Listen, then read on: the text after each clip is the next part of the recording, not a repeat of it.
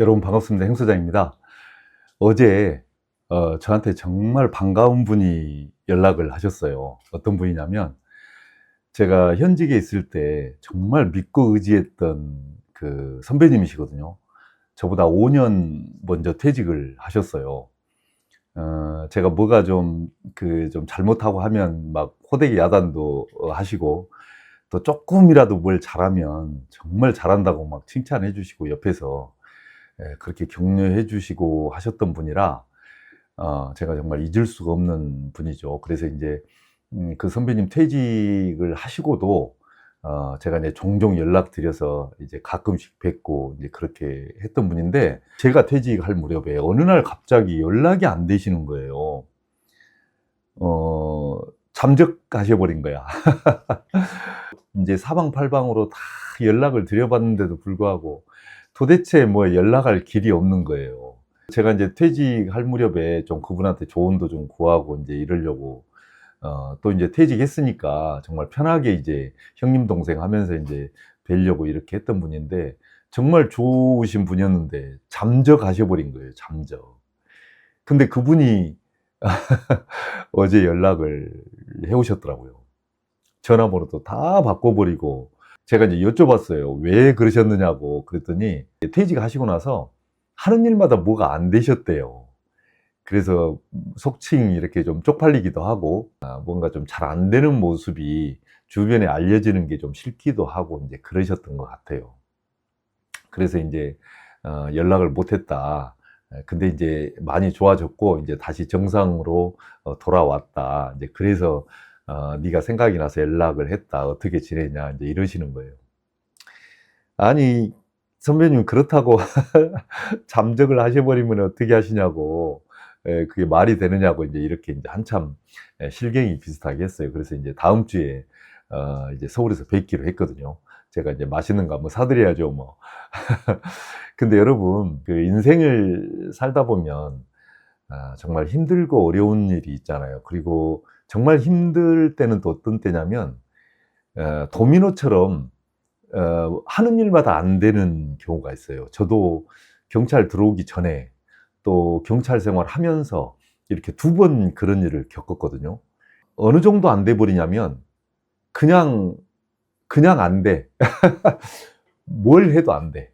직장에서의 그런 어떤 내가 하고자 하는 일도 그렇고, 뭐 승진은 뭐 그건 당연한 거고, 인간관계도 꼬이고, 또 뭐 송사에 휘말리고, 또 그 가족 관계도 또 이렇게 영 엉망이 돼 가고, 친구 관계 꼬이고, 이게 희한하게 그럴 때가 있어요. 여러분들 그런 경험 없으신가요? 저는 인제 2번 그런 경험이 있어서 이 선배님의 마음을 제가 충분히 이해를 해요. 그러면 사람들은 대부분 그런 일을 당하면 주변 사람들에게 이렇게 그런 추한 모습이나 이런 모습을 보여주기 싫거든. 그래서 대부분의 사람들이 하는 행동은 잠적해 버려요. 전화번호 다 끊어 버리고 이렇게 어디론가 그냥 주변의 사람들하고 일체 연락 안 하고 그냥 혼자 그 일을 해결해 보려고 이제 그렇게 하게 되는 거죠. 지금 저한테 연락 주신 그런 선배님처럼. 그런데 여러분, 아 힘들다고 잠적하지 마십시오.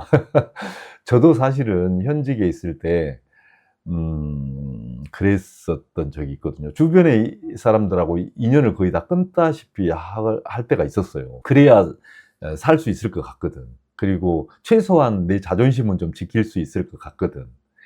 그런데 그게 결코 도움이 안 됩니다. 그러니 여러분, 쪼끔이라도 이렇게 좀 힘들고 어려운 일 있다고 해서, 또 뭔 일인가 잘 안 풀린다고 해서 절대 잠적하거나 그러시면 안 됩니다. 그래서 오늘은 그러면 어떻게 해야 될까? 이런 이야기를 좀 한번 좀 드려 보려고 해요. 제가 했던 방법이기도 한데, 혹시라도 세상을 살면서 그런 그 뭔 일을 해도 안 되는 경우, 정말 꼬이는 경우, 이런 경우가 있을 수 있거든요. 그럴 때 제가 드린 말씀을 참고적으로 생각해 보는 그런 시간을 한번 가져 보시기 바랍니다. 살다 보면 정말 꼬일 때가 많죠. 음 그럴 때는 우선 이렇게 하십시오. 저도 이제 그렇게 했는데 일단 하는 모든 것을 일단 좀 멈추고 자기 자신을 돌아보는 시간을 갖는 게 되게 중요합니다. 우리가 이제 사막을 예를 들어서 여행을 한다. 근데 길을 잃어버렸어. 그럼 여러분 어떻게 하실 건가요? 앞을 향해서 그냥 무턱대고 계속 걸으실 건가요? 그거는 되게 위험하죠. 잘못하면 죽을 수가 있어요. 사막에서. 일단 멈춰야 됩니다. 길을 잃었으면. 그리고 하늘을 좀 쳐다봐야 돼요. 그래가지고 북극성을 찾아야 됩니다. 북쪽이 어딘지를 알면 내가 갈 곳을 찾을 수가 있어요. 그러니까 북극성을 찾는 일이 우선입니다. 그래서 내가 위치가 어딘지, 내가 지금 어디로 가고 있는지 이걸 좀 파악할 필요가 있어요. 근데 사람들은 우선 급해. 그리고 뭐라고 할까, 좀 안달이 난다고 할까, 뭔가 빨리 뭔가 이루어야 될 것 같아. 그래서 내가 어디로 가고 있는 줄도 모르고 일단 부지런히 걸어요. 이렇게 되면 이제 나중에 결국에는 기운만 빠지는 거죠. 우리가 일이 잘못되는 경우는 세 가지 경우거든요. 이제 그걸 옷에다 비유를 하면, 첫 번째는 그 옷이 나한테 안 어울리는 거야. 한마디로 이야기해서 내 이미지하고는 안 맞아. 색상도 안 맞고, 다른 사람한테는 좋아 보일지 모르지만 나한테는 안 맞는 거야. 두 번째는 그 옷이 내 몸보다 크거나 작아. 그러니까 사이즈가 안 맞는 거야. 내가 능력이 안 되는 거예요. 안 되는데 욕심 부려가지고 뭔가 해보려고 하는 거예요. 그 다음에 이제 세 번째는 그 옷을 거꾸로 입으면 이게 뭔가 좀 이 옷이 문제가 있는 거예요. 무슨 말이냐면 하는 방법이 잘못됐다는 거예요. 그 일을 하려고 하는 방법이. 부산에 가서 남대문을 찾는다든지, 서울에서 해운대를 찾는다든지, 이제 이런 식이에요. 서울을 간다고 하면서 남쪽으로 내려가고, 부산을 간다고 하면서 북쪽으로 올라가고, 이제 이런 경우죠. 이처럼 이제 방법이 틀린 경우가 있어요. 이런 경우에 이제 일이 꼬이거든요. 그래서 내가 지금 뭐가 잘못되고 있는지를 먼저 파악을 해야 돼요. 그런 시간을 반드시 좀 가지시기 바랍니다. 근데 사람들은 우선 급해. 그래서 내 자신에 대한 확신을 가지고 남쪽으로 내려가면 서울이 있을 거야 라고 그냥 무턱대고 내려가는 거예요. 그것도 엄청난 빠른 속도로. 그런 경우가 의외로 많아요. 굉장히 똑똑한 사람인데 하는 걸 보면 그러지 않은 경우가 많아요. 우리 스스로도 그럴 수 있어요. 내 자신이 엄청나게 똑똑하게 행동하고 있다라고 하면서 어리석은, 그러기 위해서는 내 자신이 지금 현재 위치가 어딘지, 내가 방향을 제대로 잡고 가고 있는지, 이것을 생각해 볼 수 있는 시간을 갖는 거. 지금 당장 멈춰서. 두 번째는 자기가 가진 그 작은 습관을 한번 과감하게 바꿔 보시기 바랍니다.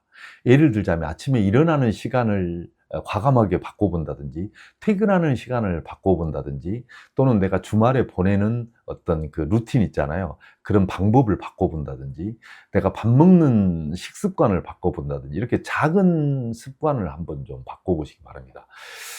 제가 이제 왜 그런 말씀을 드리냐면, 우리가 공중으로 날아가는 그 우주선 있잖아요.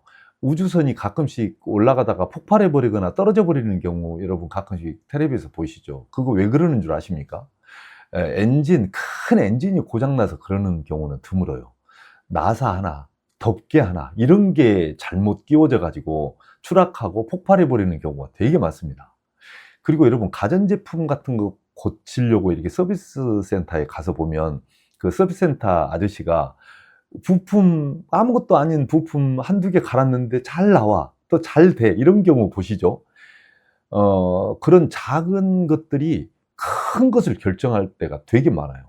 그래서 여러분들이 일상적으로 하고 있는, 아무 생각 없이 하고 있는 그런 습관, 작은 습관, 이거를 한번 과감하게 바꾸어 보시기 바랍니다. 그러면 새로운 게 보일 수 있어요. 이런 케이스들이 되게 많습니다. 그 다음에 이제 세 번째는, 사람은 인생을 살다 보니 저도 그런 걸 많이 느끼는데, 반드시 이렇게 곡선이 있어요. 이렇게 파도가 있습니다. 그러니까 이 사람이 뭐라 그럴까, 이렇게 완전히 처져서 이렇게 뭔가 안 될 때가 있고, 또 될 때가 있고, 안 될 때가 있고, 될 때가 있고, 이렇게 가는 것 같아요. 그러니까 마냥 좋은 날만 있는 것도 아니고 마냥 안 좋은 날만 있는 건 아니에요. 끝도 없이 떨어지는 낭떠러지는 결코 없는 것 같아요.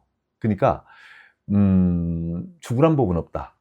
그리고 올라가는 길이 있으면 반드시 내려가는 길이 있고, 내려가다 보면 반드시 올라가는 길이 있다. 이걸 머릿속에서 지우지 말기 바랍니다. 이것은 절망 속에서 내가 희망을 버리지 않는 것하고도 관계가 있어요. 그리고 자존감하고도 관계가 있습니다. 내가 언젠가는 다시 일어설 수 있어. 나에게 언젠가는 기회가 올 거야. 그리고 내가 그런 생각을 버리지 않고 이렇게 노력을 하다 보면 반드시 기회가 옵니다. 저는 그런 경험을 정말 많이 했어요. 그 준비하고 있다 보면 반드시 기회가 와요. 그러니까 어떤 사람이 또는 어떤 상황이 나에게 엄청나게 불리하게 작용을 하고 있잖아요. 지금 이 시간에. 근데 그 시간들을 절망 속에 보내지 않고 또는 부정적으로 보내지 않는 이상 금방 또는 조만간에 반드시 회복할 수 있는 기회가 온다. 시간이 온다. 이거를 머릿속에 늘 기억하시기 바랍니다. 그 다음에 이제 마지막 네 번째는, 저는 힘든 일이 정말 계속되고 하는 일마다 잘 안 됐을 때 써먹었던 방법이 뭐냐면, 내 자신을 완전히 내려놓고 밑바닥부터 다시 시작한다는 생각으로 무슨 일을 좀 하곤 했거든요. 이게 정말 쉬운 일은 아니에요. 왜냐하면 내가 지금 현재 그 주변 사람들한테 보여지는 시선, 그리고 내 자존감, 또 자존심 이런 것도 있잖아요. 근데 내 자신을 완전히 내려놓고 밑바닥부터 시작을 한다? 이거는 결코 쉬운 일은 아니에요. 근데 그렇게 했을 때 세상이 달리 보일 수 있습니다. 그리고 또 하나는 뭐냐면, 내 자신의 한계, 그리고 내 자신의 위치, 내 자신이 가야 될 그런 적당한 그런 어떤 위치가 어딘지를 파악을 할 수가 있어요. 한마디로 이야기해서 이 사회에서 나에게 매겨진 그런 값어치, 가치가 어느 정도인지를 밑바닥부터 차고 올라가다 보면 그게 찾아집니다. 근데 우리는 내 자신이 가지고 있는 가치가 이 사회에서 매겨진 가치를 잘 모르니까 욕심을 내거나 또는 굉장히 자기를 과소평가하거나 이런 경우가 많이 있거든요. 근데 의외로 내 자신을 내려놓고 밑바닥부터 다시 점점점 시작해서 이렇게 올라가다 보면 내 자신의 한계와 내 자신의 가치가 어느 정도인지를 가늠할 수가 있어요. 그래서 저는 이제 경찰 들어오기 전에 하는 일마다 안 됐을 때는 어떻게 했냐면, 막노동을 했습니다. 다 그냥 회사 다니던 거 다 때려치우고 막노동을 시작을 했었거든요. 그래서 막노동 한 6개월 정도 해보니까 내 자신이 보여요. 그리고 주변에 있는 사람들이 내 가치를 인정해 주는 게 눈에 보여요. 그러면 이제 한 단계 더 올라서는 거야. 그래서 그 단계에 갔더니 또 나를 인정을 해줘. 그럼 또 한 단계 올라서고, 이렇게 이제 할 수가 있어요.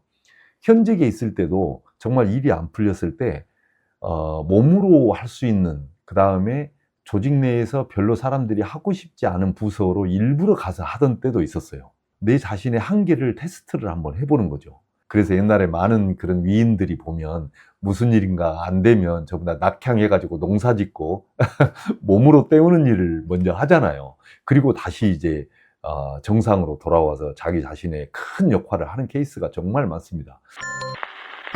그런 이야기가 있잖아요. 우리가 인생을 살면서 100% 중에서 10%는 환경이고 70%가 태도다, 이런 이야기를 저도 어디선가 들은 것 같아요. 나에게 주어진 환경을 탓하다 보면 한정이 없잖아요. 내가 어쩔 수 없는 환경인데. 근데 문제는 그 환경을 대하는 나의 태도가 90, 내 인생을 바꿀 수 있다. 이런 생각으로 여러분들 올 한 해도 정말 멋진 인생 그렇게 꾸며가시기 바랍니다. 다음 주에 그 선배님 만나서 정말 맛있는 식사 한번 하도록 하겠습니다. 자, 오늘은 여기까지 할게요. 고맙습니다.